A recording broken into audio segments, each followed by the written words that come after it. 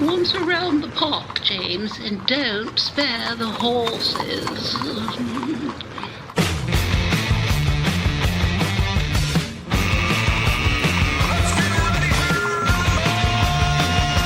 It's showtime. Indeed it is. It's showtime. Welcome in. It is February the 12th as we record this. It's a Wednesday, about 11 o'clock in the morning. And for those of you who've been hunting around and trying to find the last couple of episodes of The Daily, there ain't ones. I had something that resembled the cousin of COVID, I think, over the last couple of days. And so you didn't want to hear from me.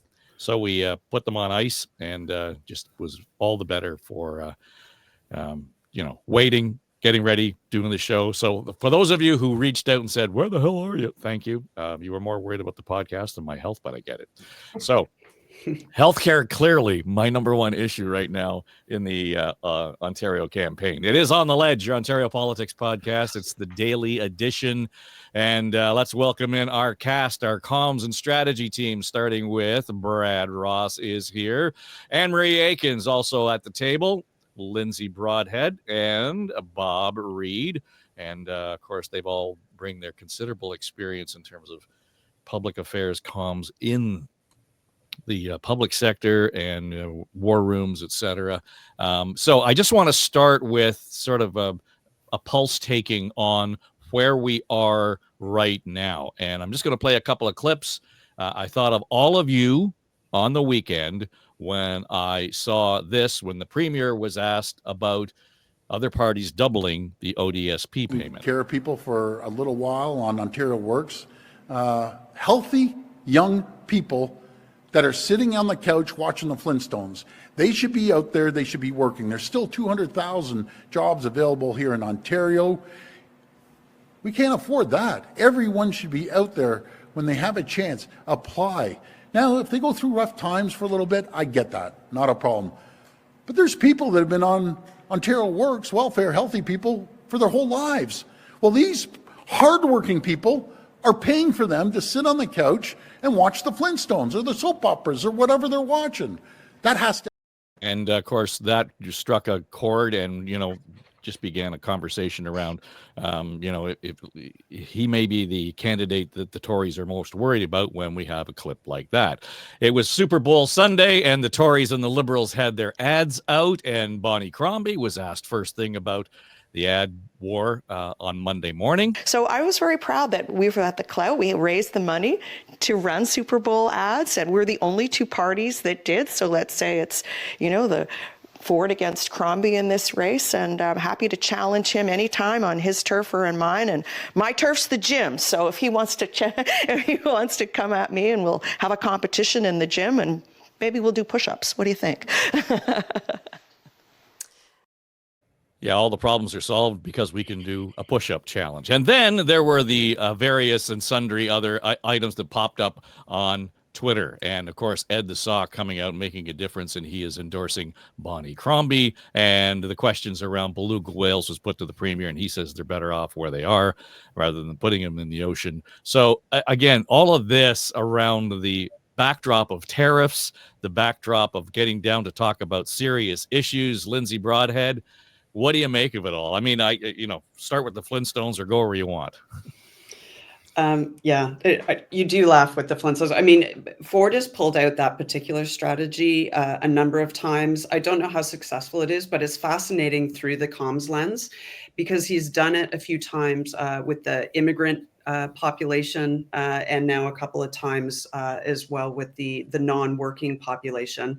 And it's interesting because people don't usually recognize themselves in that sentiment, right? It's always the others. I think the first time he used it was the, hardworking immigrants versus non-hardworking immigrants. Most people would identify as the first. So he delivers these quite, apparently divisive statements, but they don't end up being divisive. They end up being quite successful because no one recognizes themselves as the other. They simply all agree that the other needs to change. More importantly, though, to the broader stage, I think the Liberals are fighting to get out of the to find their party, to get out of that car that they've been driving and being accused of driving with only a few seats for so long. They need to become a party, a validated party again. And that's not going to happen with Bonnie Crombie's current communication strategy. And it's no disrespect to her. It's just there isn't the space for her voice within the current market. And we can talk about why, I'm sure, in a little bit. But they need to use more creative use of social media and getting others to tell her story. She's not going to be able to do it alone. So we need to brainstorm ideas there. Yeah, I want to get to that, Bob, but I want your take on, you're the comms guy who stood behind the premier. If you were doing that with Doug Ford, are you going, oh my God, shut up? Or are you thinking, go for it? Probably a bit of both, because Lindsay's entirely right. People don't recognize themselves when he points to the lazy asses on the sofa watching the Flintstones. Nice, the only thing you didn't bring up was Rocket Ship 7, by the way. Mr. Beeper. How dated do you want to get in your pop culture references? But the point is well taken, and it does resonate strongly with his base. I worked for a premier who brought in Ontario Works and subtitled it as "Call It What You Want," and at one point said, "Get off your butt and do something, or you don't get a check fare," was the way he laid it out. And there was very strong resonance with that, because nobody likes the idea of anybody free riding on a system. So there's one piece of it, but here's the other. The question was about the other parties pledging to significantly increase, to double the amount of the ODSP payments. That's the Ontario Disability Support Benefit. And here you're talking about people who do live most, if not all, of their lives on that benefit because they have a disability that prevents them from working for a living. And that's a subtle but important distinction, and one that for anybody who is reliant on that benefit, to be accused of being lazy is very cutting, and a degree of tone deafness there. So I can get why on the one side, that's in the wheelhouse in the populist terms for Doug Ford, but I think he's got to be sensitive on the other side, because there are legitimate concerns and complaints have been raised for some time about the survivability of the disability benefit. So that needs to be factored into account. Well, to be fair, and just to go back to the last election campaign, all four major parties, Brad, decided that they were going to put ODSP on their agenda. They all committed to increasing it. Needless to say, the Tories weren't increasing it by as much as the Greens, the NDP, or the Liberals. But the Ford government did make the commitment to do that, and they added, but it's still less than $1,400 a month for ODSP.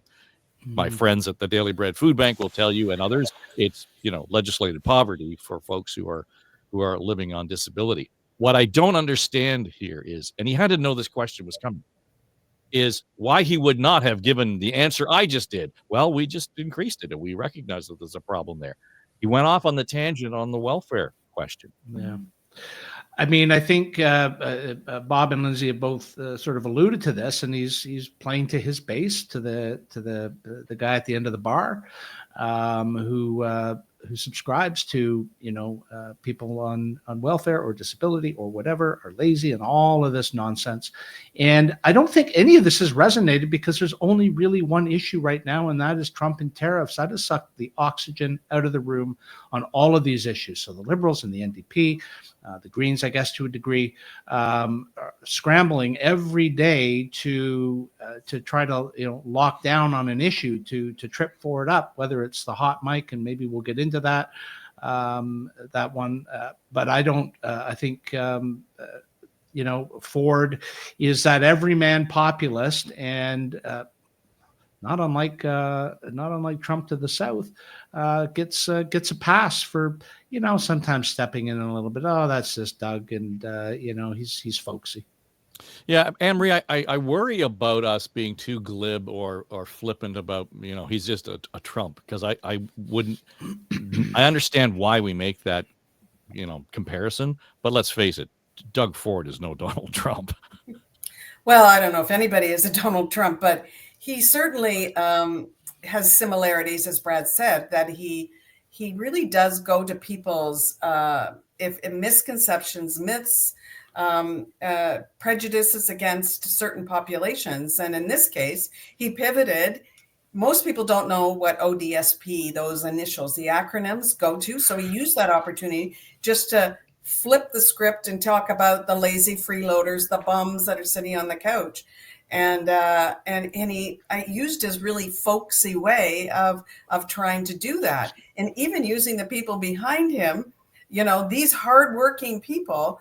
And so it's just an easy, hateful kind of thing to pivot to all the time, and then change the subject. So, and I think Brad is also right that it's just not resonating right now because people are so focused on tariffs. If you can imagine running an election during COVID, like in the height of COVID, like if it was 2020, 2021, trying to pivot any discussion away from how the COVID response in the middle of, if you were running an election, it would be impossible to do because that's all people are afraid about and thinking about. And that's what's happening with the tariffs. And he's 100% capitalizing on it and will likely win as a result of that he's set himself up as Captain America, or Captain Canada, sorry, but that is also just really like focusing in on all of those negative, hateful things that Trump does too. They're just misconceptions and prejudices against certain people that, a lot of his base, as Brad said as well, that really fall for.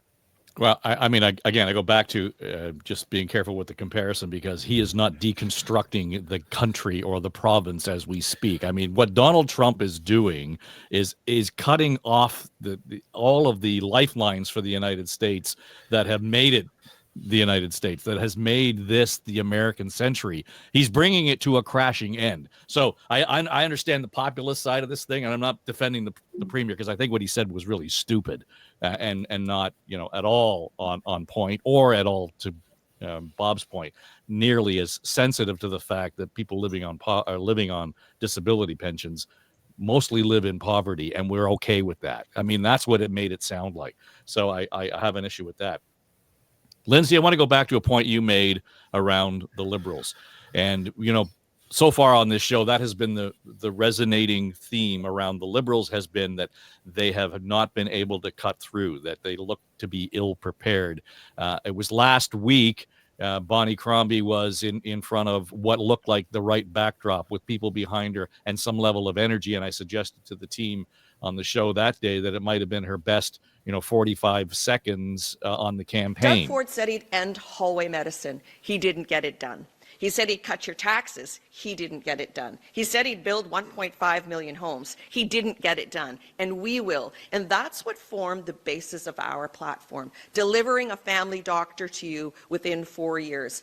Cutting your taxes, small business taxes, family taxes, taking the HST off your home heating and your hydro, and having a plan to make life affordable, but also to build affordable homes. So this has been we knew that this would be the substance of our platform, but you're quite right. Now we have to cost it. It was an abrupt snap election call. It was an opportunistic call. He's trying to cling to power, and he seized what was happening in the US as an opportunity to do that.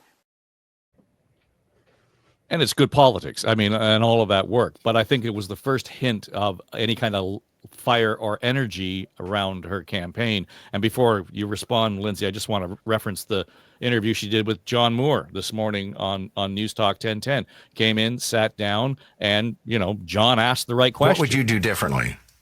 Well, first of all, I'd do the basics. I get the basics right for Ontarians. And I think people are going to evaluate his record and the fact that 2.5 million people don't have a family doctor, and they go to the hospital and their wait times are, somewhere, you're lucky if they're only 10 or 12 hours. There are hospitals where the wait times are 20 hours because we don't have enough family docs, so everyone's going to emergency or to the ER clinic. I look at our schools, they're crumbling, our classrooms are overcrowded, our kids, and I was speaking to kids at George Brown College yesterday, they've lost the dream of buying a home. And in fact, the unemployment rate for kids is 17%. And I introduced a program where we would create 40,000 jobs, paid employment for our young people, and they were pretty excited about that. So he's not addressing the real issues of Ontarians. But at the same time, John, if I may continue, he hasn't put the metrics in place to be successful in negotiations because he hasn't insulated our economy. He's had 7 years to get it right. Okay, but nobody could have anticipated this nonsense with the tariffs and Trump. Oh, that's not the point. You insulate our economy by attracting investment and not putting all our eggs in one basket, in the EV basket. When I was mayor of Mississauga, we had 4 strong pillars. So we were always buffered. We were always insulated. So, and to that end, I think, Lindsay, when we begin to look at, how this is playing out, if only that had been her voice 3 weeks ago. I don't understand why that couldn't have been the case, but I'll give her credit. This morning, she sounded like a provincial leader. It's funny. I was listening to that interview as well, and I had a slightly different response and reaction to it. For me, this is crystal clear what Bonnie and her team need to do, and it's 3 things. One is breathe. And what I mean by that is in response to that first clip, the video clip you played or the radio clip, and certainly everything before, it feels like message delivery 101. When you're giving someone message training and they're trying to filter all the messages into that pipe because they're worried they don't have the time, right? She needs to be tighter and more clippable. Allow for the banter. She's better when there's banter. She also needs to focus. She's landed on healthcare. Hammer that home. Bouncing in that clip from healthcare to education to housing muddles it. We know all those things, but go deeper into a singular message. And the third thing I think is actually the most important. I think her best media moment had nothing to do with her. It had to do when those people were lining up for a doctor in Walkerton. Nothing was more clear or succinct about the failure, if we want to articulate it that way, of the Ford government or the limitations of the Ford government than that image. If they can set this up so that there are more, a cadence of those moments, these performative happenings where the results of the last 6 years or 8 or whatever, it's however many years we've been before, 8 years now, come to play, that will do Bonnie Crombie far more good than her standing at a podium. Anne-Marie? That was really, really good advice because I agree with that. If Bonnie, instead of having her team behind her, if she had the images of the lineup for doctors as she's talking about things, Ford's record on it.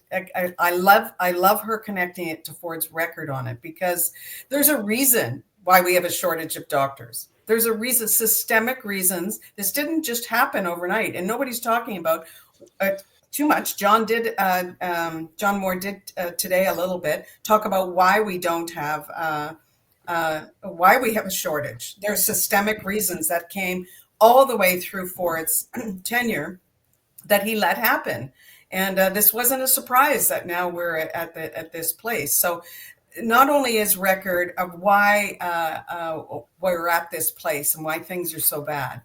On the economic issues, I'd add a fourth to Lindsay's great list there, which is any economic issues, like, for example, housing.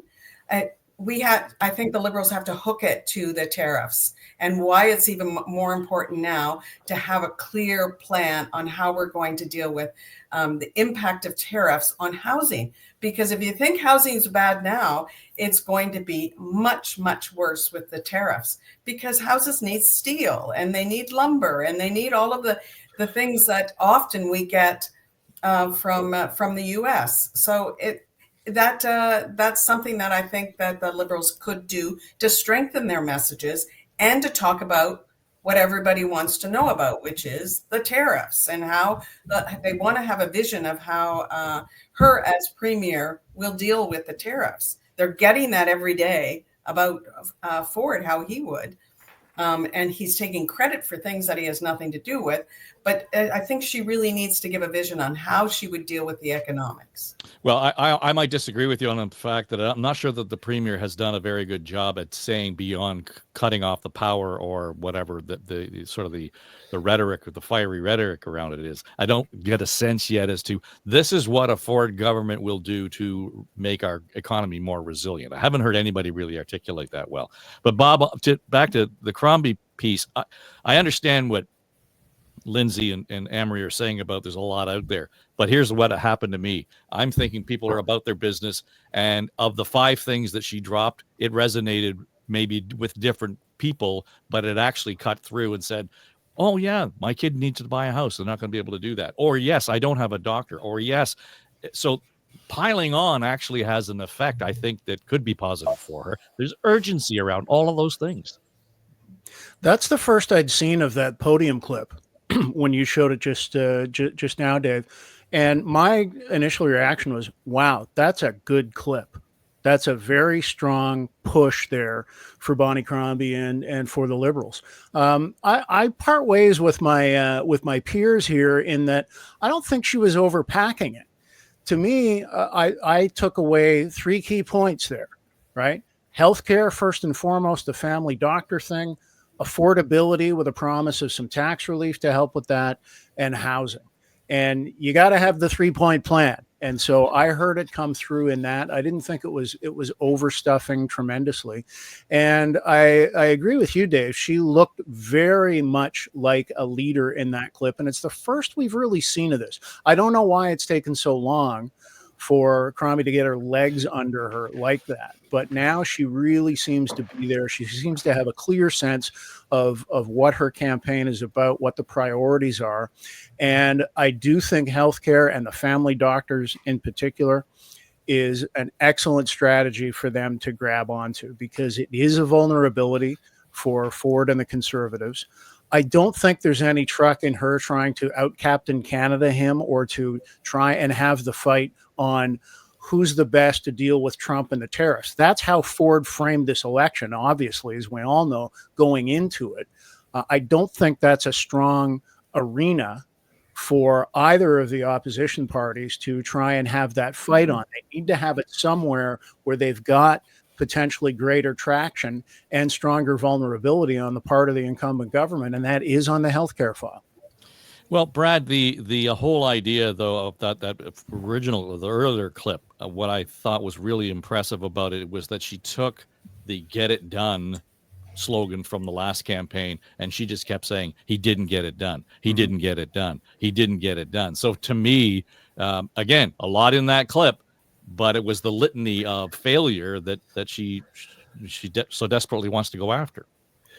Well, yes, and there's a lot going on in this election that the Liberals are still, I think, in a bit of a search and rescue mode right now, and in terms of searching for an issue to rescue themselves with. And I think healthcare, as we've all said, is the one, and I think it's the one that they've agreed to. But the party slogan, "More for You," is very transactional, and you don't get a good sense of, at least I don't, not yet anyway, of real leadership there. I think the clip is a good one. I agree with my colleagues on this.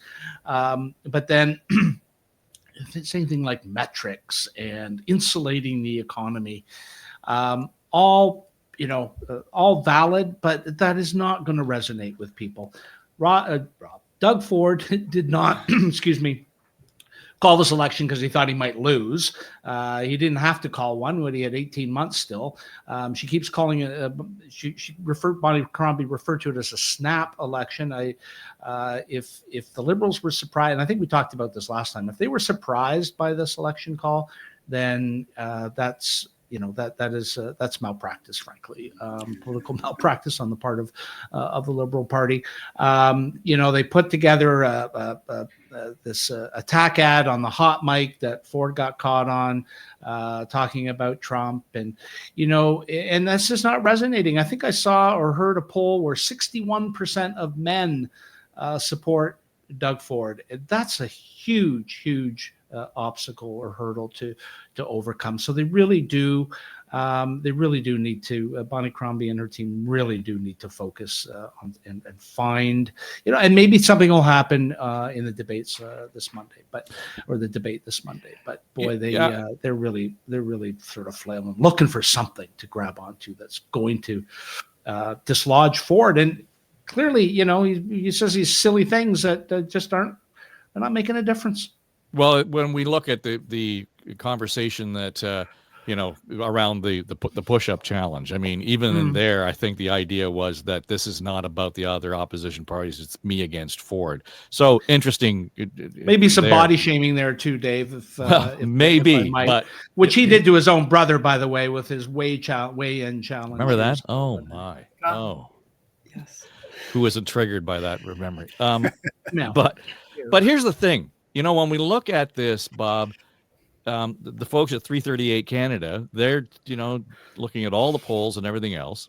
Right now, Ford and the Tories in the 45-47% range, give or take, depending on the day.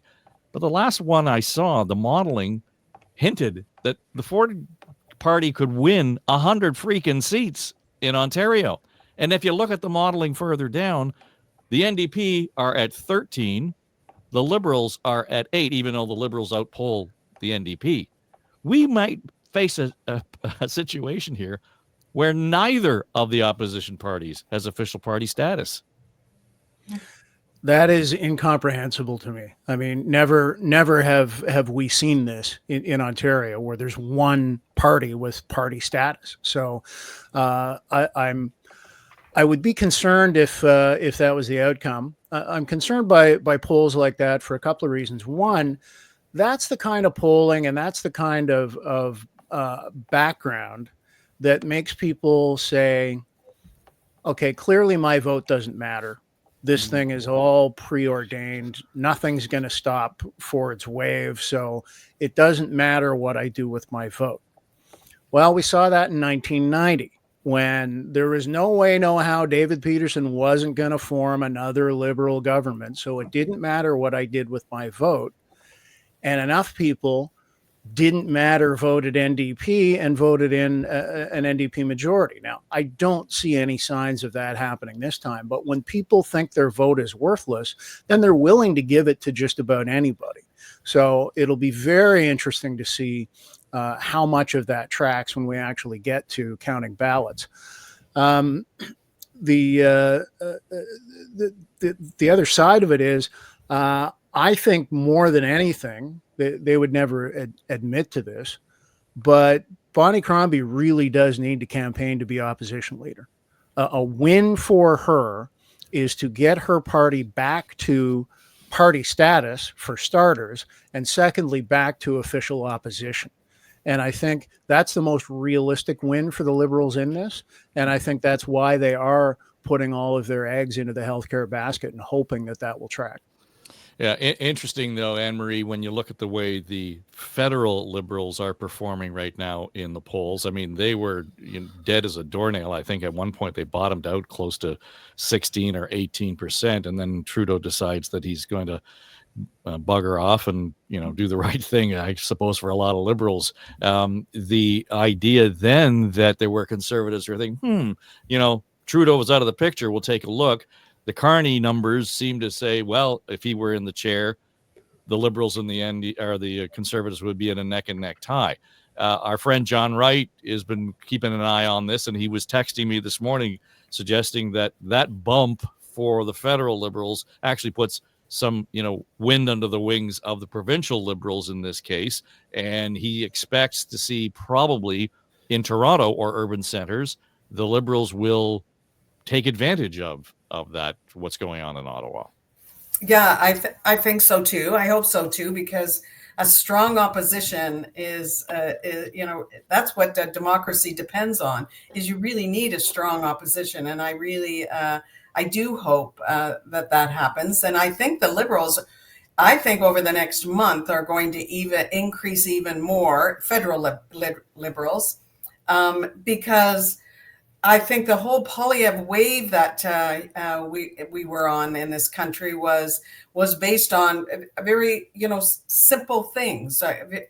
He was a one-trick pony, which was Canada is broken, F Trudeau, the Canadian flag had gotten perverted to mean something else. So I used to be, for a while there, I was, if there was somebody had a Canadian flag out front of their house, I wondered, are they anti-vaxxers or what's going on there? It meant something else. That's our Canadian flag, our identity. So that has completely flipped its course now. Nobody would dare say Canada is broken in this country now, because the patriotism is so strong. The Canadian flag is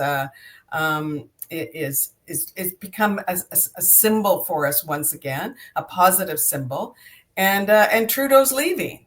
So and on the way out the door, he did what we talked about. He's doing what we talked about, which at least hoped he would do, which is he's leaving a legacy for himself and championing against Trump in a very measured, very prime ministerial way, and giving us a strong sense of leadership. So that can't help. It must be lifting the Liberals in Ontario, which is a strong base. And I really hope it does. I don't really have a hope that at this point that they're going to win. But when you say that, Dave, that we might not have an opposition at all, that really, it hurts my heart, because I believe in our democracy so much.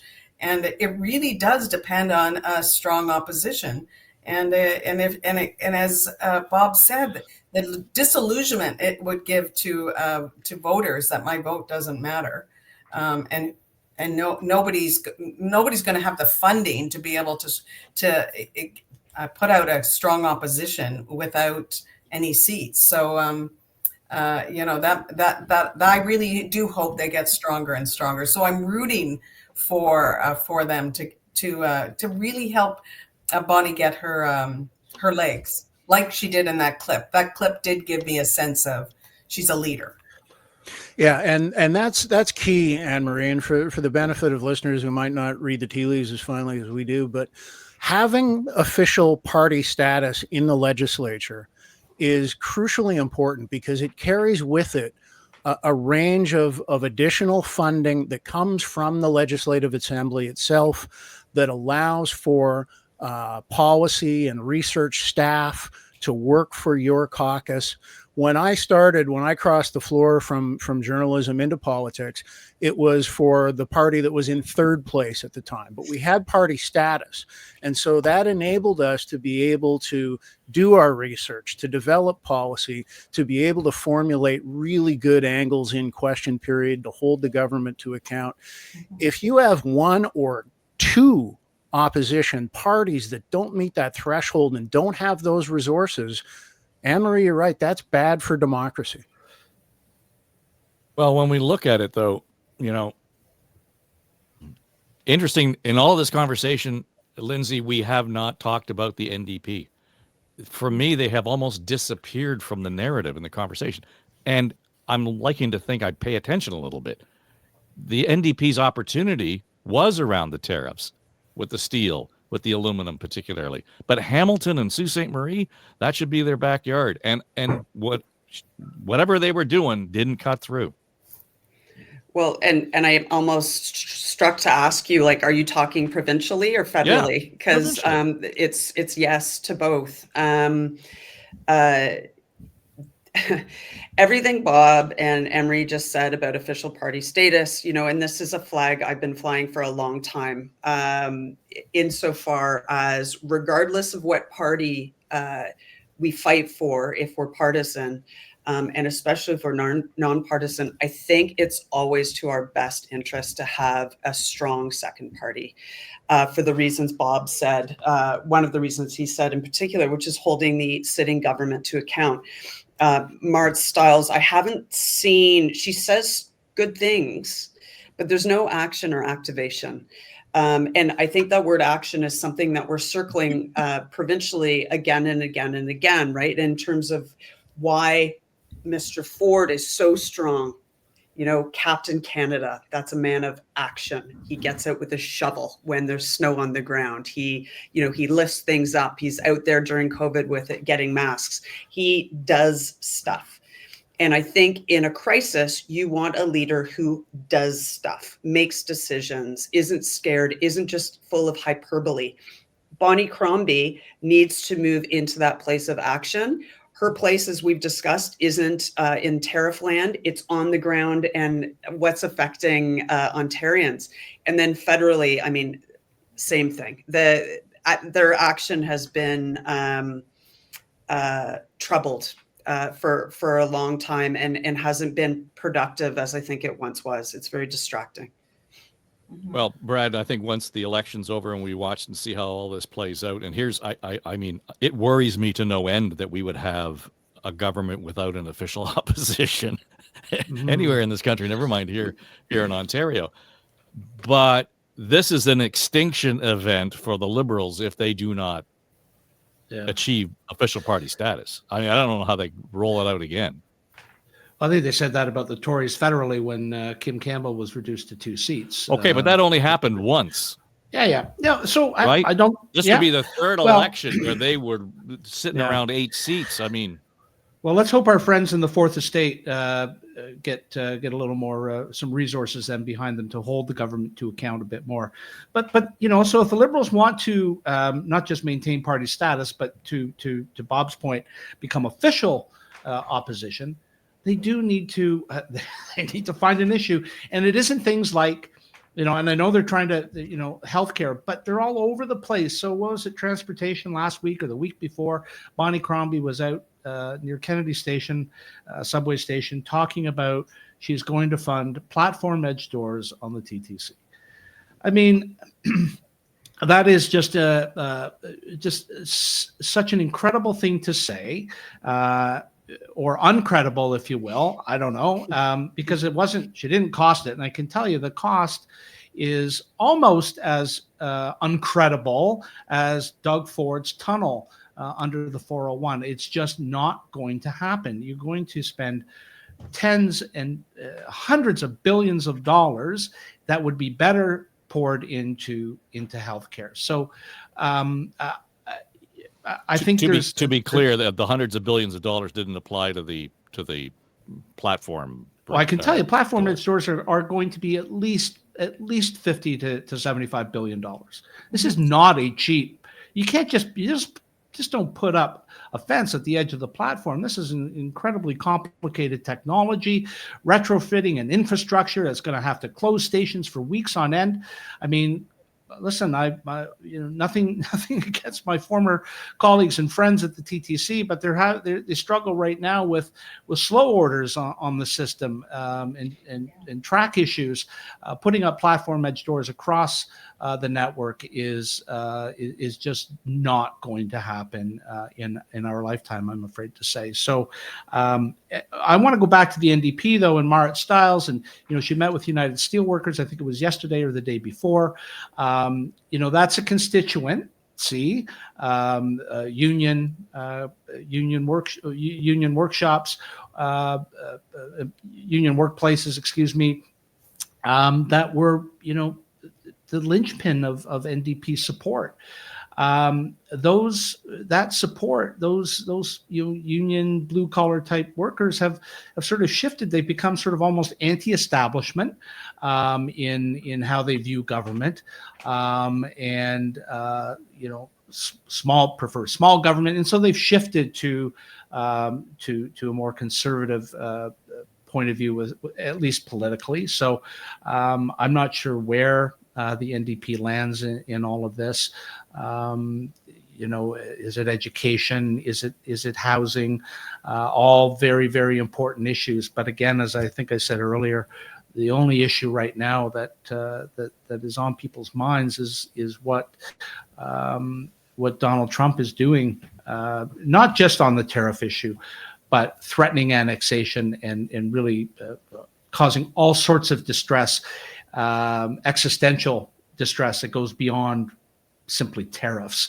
And I think Doug Ford is seen as this Captain Canada who has really globbed onto this issue and ain't going to give it up in the next 2 weeks, I don't think. Well, Bob, back to the whole idea, of the premier has been out almost every day in front of a group of workers or union members, and he has been getting their endorsements. Now, to Brad's point, he's speaking to that audience as well when he's standing in front of the Chamber of Commerce in the United States and making his pitch, because he wants to protect those jobs. Interesting to note that the Steelworkers Union is the same union on both sides of the border too. So, when we talk about the tariffs and everything, but here's the scary thing is back to that official party status. I'm talking to people who are telling me, don't be surprised if the Tories win big in Hamilton. They, if they don't run the table. What does that mean for the NDP?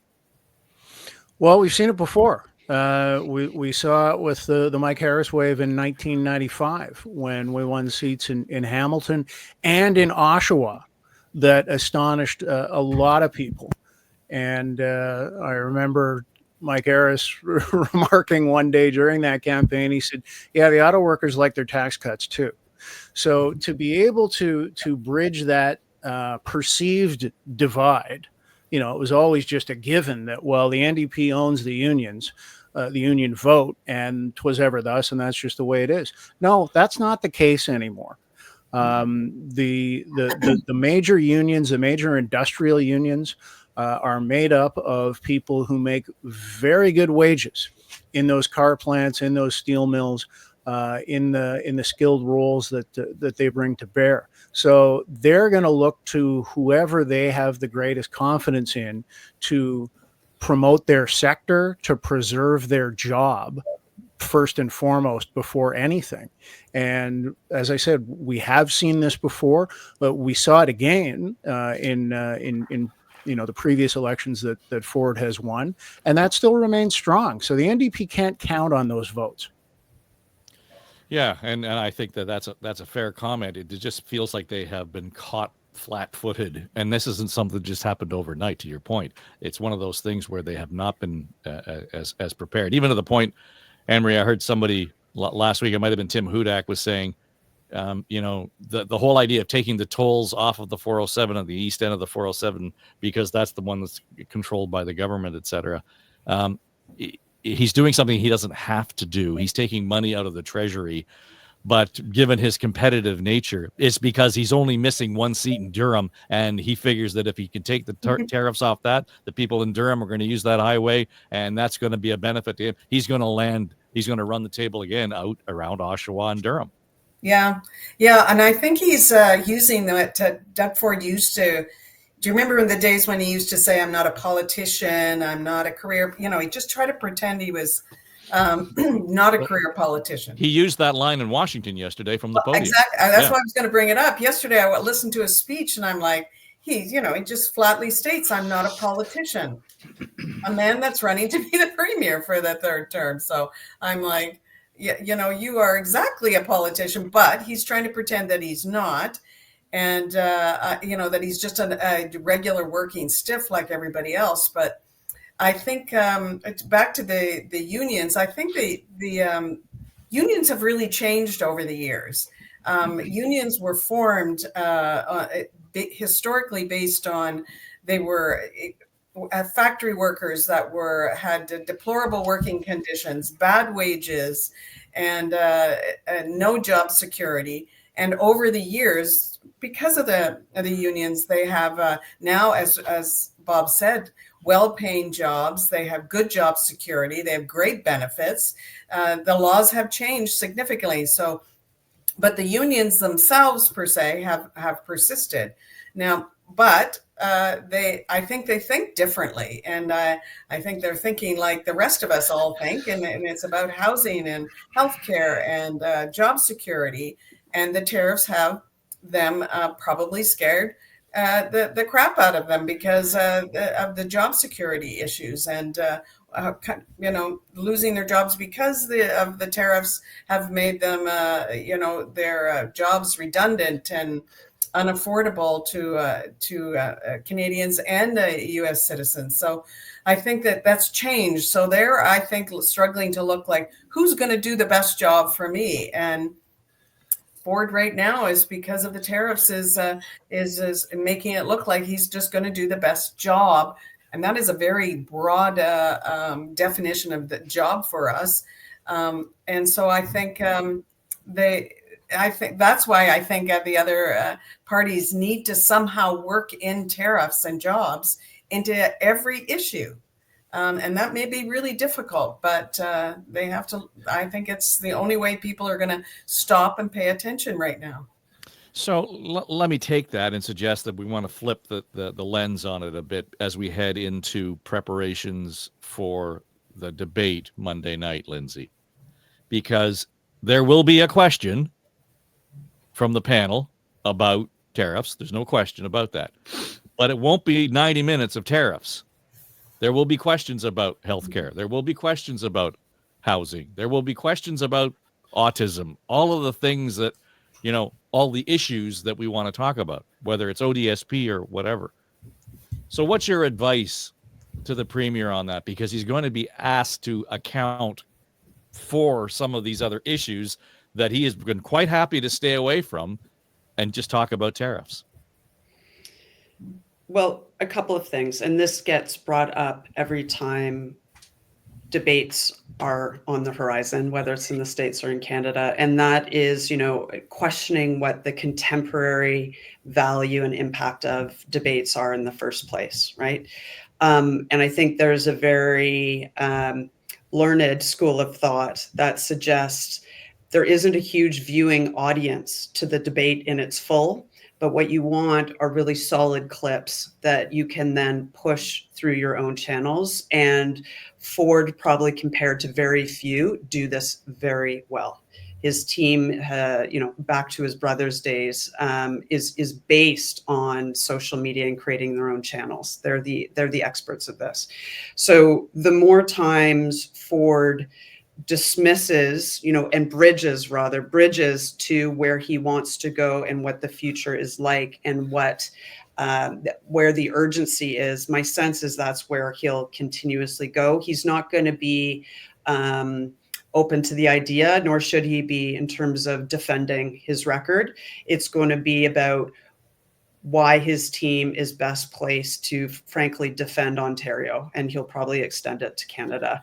And then for Crombie's camp, she needs to do the same thing, create those clips where she is, like you commented in the clip earlier, strong, confident, calm, direct in terms of what Ford has not succeeded in, where he's lied or failed. But she also needs to bridge to what she will do, where she will take action. Yeah, I think, Brad, that I agree with Lindsay. Just generally speaking, that's been our posture around debates. But I think in this case, just because we've had such a marked intention around this election vis-a-vis the justification being the tariff threat, that this might actually light up a few more clips that the Premier doesn't want to hear the morning after. I think if we're giving free advice to Doug Ford and the Tories, it would be to continue to play on the existential threat to Canada generally, writ large, that Donald Trump has. The threat that Donald Trump is making to Canada and to its sovereignty generally, and that without Doug Ford in the Premier's chair, your healthcare, your education, your housing, all of that then gets put at risk because there isn't somebody competent in the Premier's office to navigate the shitstorm that is about to befall this country. And that, I'm a businessman and all of that stuff that Ford starts to trot out, and the folksy, the folksy rhetoric, and that, Bonnie Crombie has made promises that have not been costed.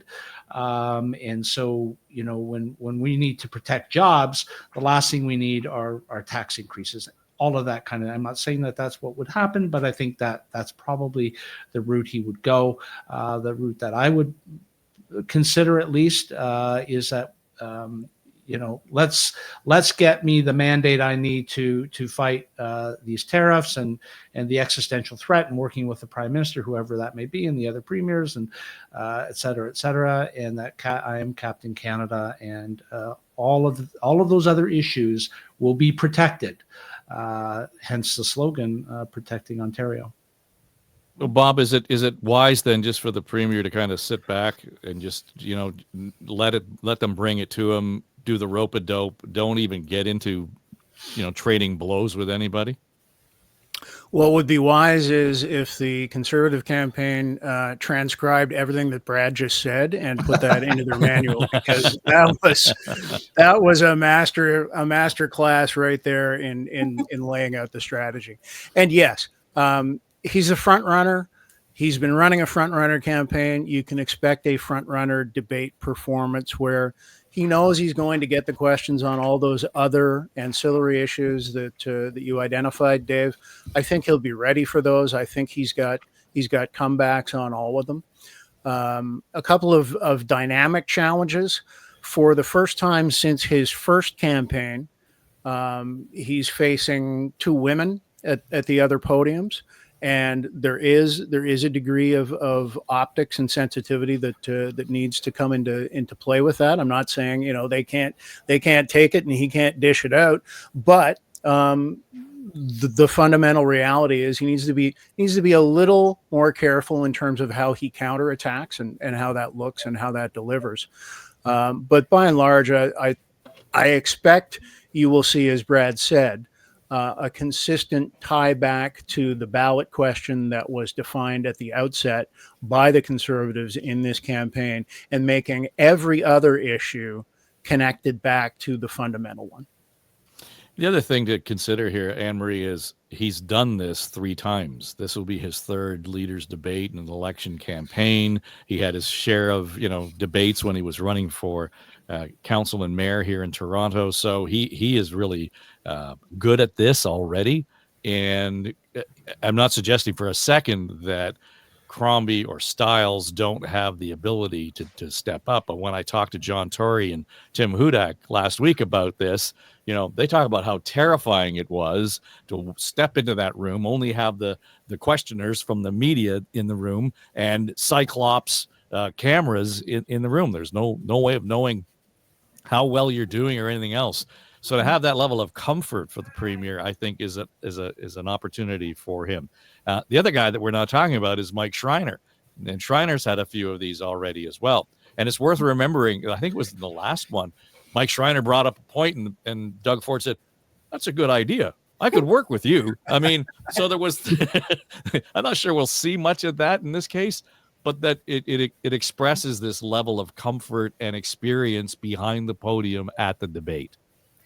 Yeah, but that's a risk for him, because I think a relaxed Ford can let his isms slip out of his mouth, his sexism, his prejudice against vulnerable populations, that can slip out with him in moments of comfort. And so that will be a risk for him. But I think Brad is absolutely right. They're going to focus on we can't afford a change where everything is at risk, and you just can't risk the change. And people do avoid change because they're afraid of it. And right now, I think people are very afraid of what's going to happen with the tariffs. And generally, as you said, Dave, with Trump and the changes he's trying to steamroll across Canada and across the world, frankly. So I think that's going to be the approach. So if he can stay calm, cool, focused, keep coming back to the task at hand. He'll get through this. And keep in mind, he once again is only agreeing to one. He's not allowing his candidates across the province to participate in any debates. So he's minimizing risks. And that's what they did last time to get elected. They minimized the one-on-one conversations they have with reporters because they can't afford to be in a relaxed environment with reporters or with the cameras rolling. We can see what happens when he's relaxed. So I think the others have to, as we've said throughout our whole hour, is to hammer home his record and what's been happening under his watch for the last however many years now, to our healthcare system and to the promises he made and the things that he's focused on. I think gone are the fiscal conservatives era anymore, because he's been spending money left and right, but not on perhaps the right things. And I think that's what they need to hammer home, what he's actually spent our money on. Well, it comes down to priorities, clearly, whether it's money spent or where they are putting their attention in terms of showing their face for that. But and having said all of that, the actual strategy works. And Neil Hetherington was on the show last week, the head of the Daily Bread Food Bank, lamenting the fact that not showing up is a strategy for these debates. And, you know, they are holding, as we speak, that's noon hour on the 12th tonight, the Daily Bread Food Bank is having its own local debate, and it's hosting the candidates. Well, guess who's not showing up? You know, Christine Hogarth is the MPP. She's running for re-election. On her own page, there's a quote from Doug Ford. Christine Hogarth is dedicated to delivering real results for her community. Christine's leadership is making life better for families in Etobicoke Lakeshore. Well, if that were true, she would be showing up to talk about what is a number one issue, costs us, $30 billion a year, poverty at the food bank. So it drives me crazy that we let them off the hook. You're not suggesting, Dave, that elections are a time to talk about policy. Well, as trite as that sounds, no, I get it. But at some level, I don't know how we otherwise. You talked about, the fourth estate. I don't know how we hold them accountable if they just don't want to play the game. The problem, on the healthcare issue, you don't really think about it until you need it, and not enough people. Well, I shouldn't say not enough. Thankfully, there aren't enough people who engage with the healthcare system every day until you need it, right? And so those who need it, and when they need it, they know that it is suffering. But for the majority, that is not the case. And I still think that it is this threat to the south of us that is on everybody's minds, at least at this point in time. Well, there are a million meals that get shipped out of the Daily Bread Food Bank on a weekly basis. So there are lots of people right now who are thinking, that's a problem long term. But right now, I don't have food on the table. Hope they vote then. Let's hope. Well, right. But again, it's so disrespectful. I don't want to get off on a huge tangent here for them to ignore that specifically 100%. In their own riding. That's where the Daily Bread Food Bank is, in that riding, and she ignores it. That's willful ignorance. I think it is willful ignorance, and I'm so happy you're bringing this up. But I do think the family doctor element is changing the landscape a little bit. This is an issue that, my colleagues who have great salaries, who have kids who need a family doc, cannot get one. This isn't a problem, a suburban or rural problem. This is as much an urban problem. And yes, the south of the border issue is primary, but we've said this a few times, is I don't think the Liberals can win on that. So what, how do we get to the issues that are at our front door as well? It's an interesting election dichotomy that someone's going to have to bridge, because people can't afford food, they can't afford their home, and they do not have a doctor in Canada. That's crazy. Mm-hmm. So the only thing I'll say, just in closing, and I said the same thing after the U.S. election: we get the government we deserve. Period. Amen. We elect the government that reflects our priorities or our willful ignorance, depending on how you want to look at it. All right, let's leave it there, and we'll be back at it again. Just some personal news. Can we share your personal news, Brad? Yes, of course, Dave. Yes, thank you. Carry on. Let us. Big announcement. Well, I will be. This will be my last pod here, as I will take on a new role starting in a couple of weeks as the head of corporate communications for Hyundai Canada. That's Hyundai like Sunday, and it's a brand new role. So I'm really excited to this yet another chapter in my journey here. So thanks, Dave, and to my colleagues here, and to everybody who's listening for your friendship. Well, we may have to have you on to talk about the EV situation in months to come. So that will be in your wheelhouse, and we'll I will get some messaging together and come back and talk to you. No doubt about it. All right, that'll do it. Lindsay Broadhead is here, Anne-Marie Aikens, Bob Reed, Brad Ross. They are the cast, our comms and strategy team. And it's just been fun to kind of kick this stuff around with people who have such experience, broad experience with the communications strategies. So as mentioned, you can watch us on YouTube. You can listen on Apple, iHeart, Spotify, etc.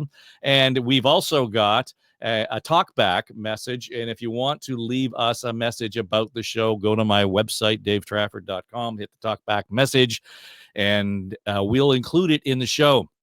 I just checked it before. There are some messages in there. I haven't vetted them yet, but if you've got something to say about this show or any of the other episodes of the daily version of On the Ledge, feel free, and we will include them, generally speaking, depending on who you agree or disagree with. That's the case may be, but happy to include you in the show. All right. Glad to be back in the saddle, and the COVID cousin in the rearview mirror. I'm sorry for I'm glad I got a cough button. I just say that.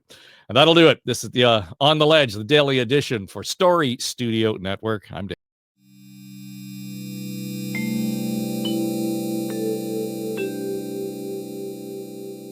This is SSN. Story Studio Network.